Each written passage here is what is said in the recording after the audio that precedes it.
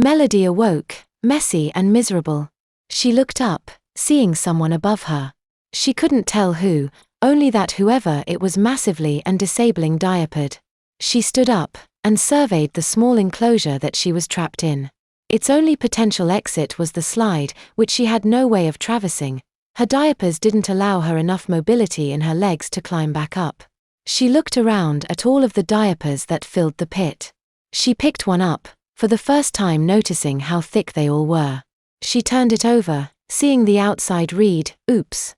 I crapped my pants," the same kind Melanie's mum had put on Courtney. Melody looked down at the diapers she was locked in. She had done a good job of messing them. She became aware that she had to use the bathroom again. That pizza must have been laced with a pretty powerful laxative.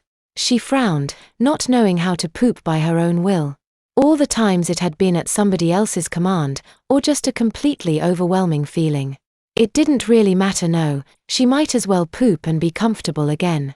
She leaned forward against the netting, spreading her legs out a little farther. She tried to pretend she was sitting on a toilet, and pushed as hard as she could. Nothing happened for about a minute. Eventually, she managed to let out a gurgling fart. She closed her eyes as she slowly began to fill her diapers to capacity, the fart bringing on the unwanted hypnosis conditioning. When she was done, she turned around, standing upright again. She began to move away from the wall a bit as she felt a strange warmth begin to spread down the inside of her legs. She looked down in horror, seeing her diapers were leaking big time. The mess ran all the way down both legs, steadily starting to stream out of the leg openings of her panties. She grabbed the nearest diaper, stuffing it between her legs, to try and stop the flow. She grabbed several more, beginning to sloppily tape them on to curb the leak. When she was done, she was no longer standing. She couldn't get back up now either, at least the leak had stopped.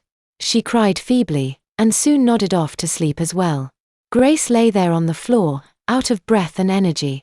She'd managed to wiggle her way across the building, ending up at the open door to the nursery.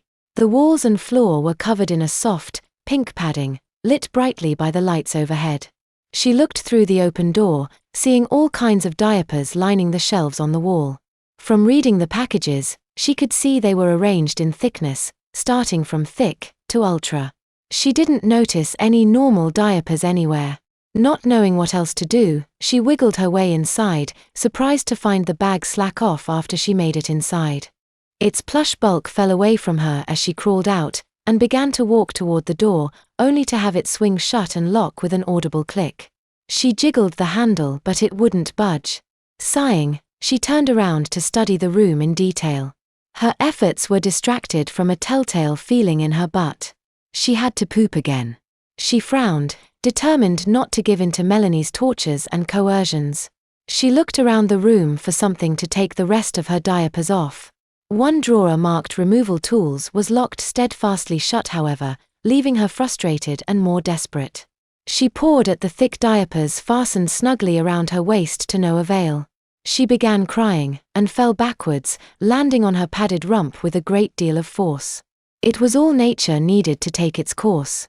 She looked down at her diapers through her tears, seeing discolored stains spread across the surface of her diapers, showing how helpless she was. The last straw was when she noticed her outer diaper begin to show a message, a wetness indicator of sorts. "Oops. I crapped my pants." She stood up, still filling her diapers, and knocked packages of diapers off the shelves on the walls in frustration. She tore some open, throwing the diapers around the room. She looked down when she felt something warm running down her thighs, and saw that her diapers were beginning to leak. She yelped at this most recent development, and looked around for something to clean herself off with. She saw nothing but diapers. More and more diapers. She grabbed the package nearest her, and ripped 2 diapers out. They were both pink, with lace trimming all its outer edges.